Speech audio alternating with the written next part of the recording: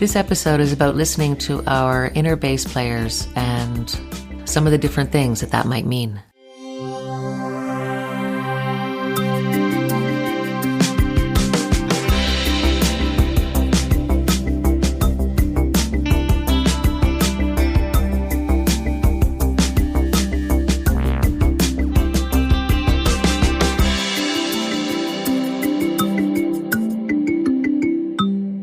Welcome to episode 110, which I had titled Listening to My Inner Bass Player. And this is one of those episodes that is coming out later than I wanted it to. I try to hold myself to a schedule of putting out an episode every 2 weeks. And ideally it goes out sort of set on Sunday night at midnight Eastern time, because the system's sort of set up that way. I can do that. I don't always make that deadline that I've just arbitrarily set for myself. I still get quite upset with myself for not doing that. Not that anybody really cares except me, but I do. And I recognize that. So I was putting that out there in case anybody else feels that way sometimes about setting expectations for themselves that no one else is going to hold them accountable for but them.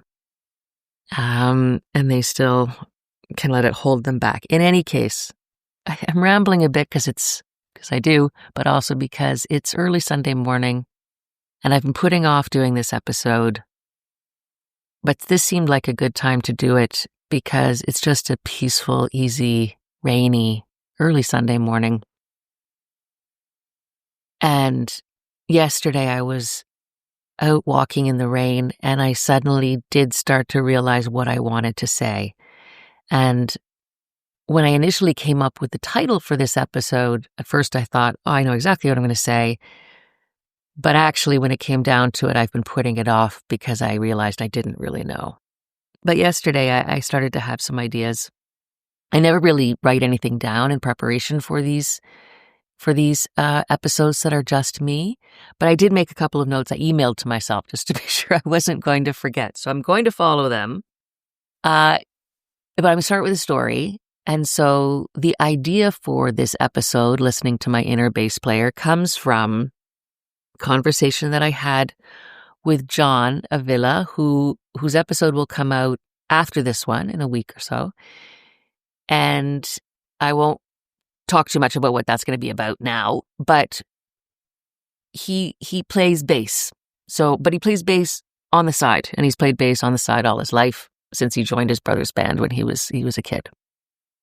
And when we were talking about what it meant to be a bass player, he was explaining that the bass player is in the background. They're not, in the front with the lead singers and guitarists, but they keep the beat for the band, and they're there to support the rest of the band. So their job is to help other people excel. And I really loved that idea. And so I thought, wouldn't it be kind of cool to learn how to play the bass? And I remembered, I hadn't thought about this for years, but when I was 19 or 20, I had a roommate named John, and he played bass. And one day he taught me how to play now I realize, a very, very basic version of Reeling in the Years by Steely Dan, which I loved. And so for a year, I would just, every time he wasn't playing or he didn't mind, he would set me up in his room and plug in the amp and I would play Reeling in the Years like over and over and over again. And I loved it. I really loved it. And when I was little, I played guitar. I used to take lessons, and I loved that too. And as an adult, I've tried to go back to playing guitar, and I took lessons a few years ago, but I couldn't get over myself. I couldn't relax enough. I was so keyed up about trying to do it well, to the point where my poor guitar teacher, he would teach me things and then, ask me to practice it with him, and I was too shy. I was like, no, I'll go home and practice and do it by myself. And then I wouldn't really, and then I'd come back the next week and not have progressed at all. And so I took lessons for a few months and stopped. But I was kind of inspired by John's story about what it means to be a bass player and remembering playing when I was young. And I thought, yeah, I think I want to learn how to play the bass. And there happens to be a guitar school 3 blocks from my house. So I went up there and spoke with Neil, who happened to be there on that Saturday, and who happens to be the bass teacher, one of the bass teachers. And so we talked a bit, and I found out what was involved, and I thought, okay. And I asked if they rented bass guitars, and they don't, but there's other places in town that do. But I just thought, if I'm going in, I'm going all in. I'm going all in, because walking in another direction, about 2 blocks from my house, is a guitar store. So I went to the guitar store and looked around at the basses, and then asked the person at the store to show me which bass guitars might be good for my level, which is 0. But Neil had explained that if you get a bass guitar that's sort of at the bottom level, it's not the best quality, like the lowest quality, it's very hard to play. And so it's better to play like a decent bass guitar when you're starting, because it's easier to play and you can sound better. It's more encouraging and you can progress better. And so I looked at the bass guitar that the man in the store showed me, which was the entry level, but good enough.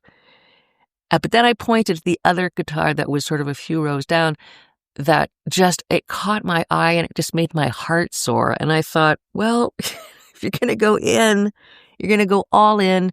This one was slightly more expensive, but it's this beautiful surf green retro style bass guitar. And so, in for a penny, in for a pound, I bought the guitar. I went for my first lesson, and Neil said, "Did you buy this guitar?" And I said, "Yes." I know I was supposed to rent one, because what if I don't really enjoy it? But I just had to jump in with both feet, because that's how I roll. And I've taken a couple of lessons, and I absolutely love it. Like I keep it in my living room, the guitar. I don't plug it into the amp much because of my neighbors downstairs, but I just play. There's one song I play over and over and over and over again. So I love it. I love it. So that was the story that inspired the title for this podcast. But I was like, well, why? What was I going to say about that? Because you don't really care to hear that whole story. What does it mean for me to tell that story? And there's a couple of things that it means to me. And I think that these are things that people can identify with, whether they play the bass guitar or not. There's parts of their lives that they can probably think about in these terms. So one is, in the past, I'm afraid to fail and publicly. So I'm afraid to be seen to fail and judged by others to be failing. And so when I think about what it was like having guitar lessons in front of my teacher, I was too shy to even try in front of him. I was too afraid to make mistakes. I wasn't afraid to try, not afraid to try new things. I love jumping in and trying new things where the expectation is low, the barrier to fail is low, because when you're trying something for the first time, you don't expect to do well, but over time, I expect myself to do better. And so one aspect that I was trying to focus on is, I'm not afraid to try things now, but I'm still afraid to be seen to fail.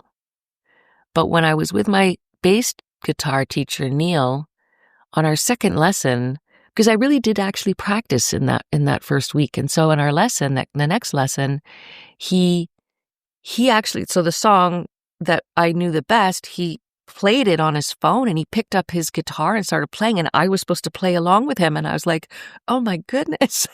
But I was having enough fun that I thought, okay, I could do this. And I was smiling to myself when I was playing, because I goofed a million times, but I would goof and I'd be like, okay, and I'd figure out where to jump in again. Okay. And I would jump in again.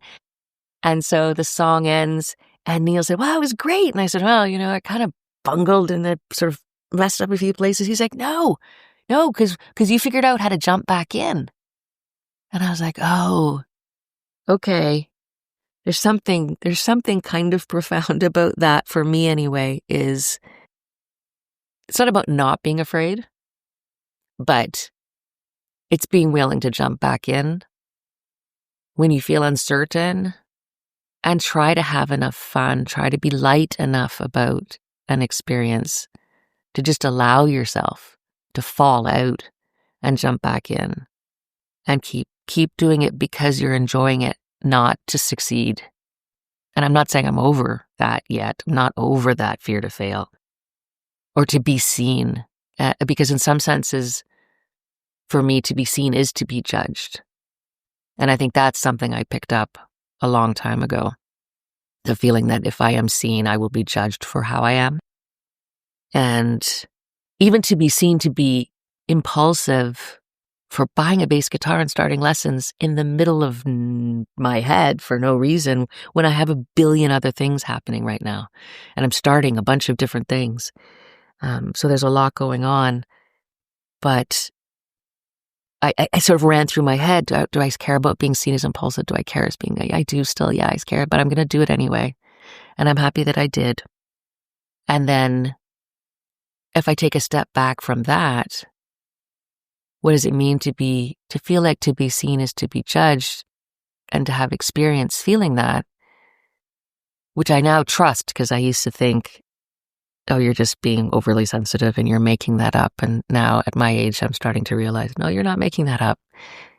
You have learned that to be seen by others who surrounded you was to be judged by them. And so now I have to work through that slowly over time. But two of the things that stand out for me are, even if that's been my experience in my life, especially in my younger life, now I need to choose how I'm going to work through that and be sensitive to my needs and my feelings as I do that. So it's okay that that's how I feel right now. And that's how I feel about my sensitivity to being seen at all in some cases. But now I'm aware of that. And so I can't give in to that because it stops me from doing things that are the things that I actually really want to do. And that might resonate with you. So that feeling of you can't do anything in front of others because of what their judgments how they will affect the way you feel about not just what you've created that they see, but also yourself, that you, the person you are, that's being seen. So that's something important. I'm still working through that because it's very fresh and I'm not expressing it very clearly, I don't think. So any feedback would be helpful in terms of your own practice too. And then the other thing that I think is so important about that is choosing your community, the people that surround you, the closest. We don't always have a ton of choice about that. There are people in our lives that are probably there to stay. I think to cut people out completely it's more than I can do. There are some people who will always be around, but to also have the people around who are the ones who are the supportive ones that you do feel safe showing yourself to through your work, through the things that you do, and just also through your own self, your thoughts and your feelings and how you move in the world. In previous episodes, I've talked a bit about Junger, who wrote the book Tribe, and also Seth Godin, who talks about finding your community of people as well. In fact, I think he uses the word tribe too. But the importance of tribe and the people that you can connect with. Not that we want to depend on other people for the way we feel about ourselves, but I think it's hard to be completely independent of that and to move independently in the world. I can't.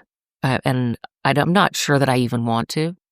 I'm not that fierce, independent artist, who's just pursuing their own thing without any regard for how it's taken or how it interacts with other people. That's not how I am made. So that's not what I can aspire to. But what I can do is keep practicing my bass and go to my lessons and keep having fun with it. And when I stop having fun with it, that's okay too. If I want to stop playing and I want to sell my guitar, or I bought the thing to hang it on the wall, and it's beautiful, and it can be a beautiful piece that I look at. So then try to let go of the judgment there. And as I mentioned earlier, I'm trying to start a bunch of new things, and I have been struggling a bit, but trying to come at them with that same attitude. So fail, no fail, whatever, however you define failure. There's a video version, the unfiltered version of some of these audio podcasts. I'm now including the video for, and they're complete. They're not edited. And I have that on YouTube. So that's one thing. I'm working on a second book now that I'm co-editing with somebody, and it's on vulnerability and resilience in learning and human development. So that's a whole nother new project. And then my pie in the sky project, which I think about more than the others even, which is totally crazy because I don't even know exactly how it's going to work, but I have an idea for an online new and especially vintage art and design bookstore that I think about a lot and take notes and have, a name for and domain name for, and try to figure all that out. And so I am impulsive. I do have a lot of ideas. I'm trying to learn how not to judge them or even judge my propensity to have a million ideas and be slightly chaotic and all over the place, as long as I also feel that I'm starting to make progress. So taking my bass lessons, having fun, I'm practicing at home. I'm working on revising the proposal for the book. I'm stalled right now on the video sessions, the unfiltered version of the podcast, and that's okay. And I have found the web hosting platform I want to use for the online bookstore. So little progress in little ways is going to be good enough for me for now. I think I've covered a lot in this episode. I don't usually go this long or talk about these many things, but a lot got sparked by wherever that title came from about listening to my inner bass player. And so maybe to end with that, we don't always have the opportunity to act on how we feel in terms of doing the things that maybe we're drawn to do. I was lucky that I was able to go and walk 3 blocks up and organize bass lessons, and then walk 2 blocks over and buy a bass guitar. And I'm really fortunate to be able to do that and have the time to go take lessons and have the time to practice. But the important thing that I'm trying to learn across many different parts of my life is actually just listening.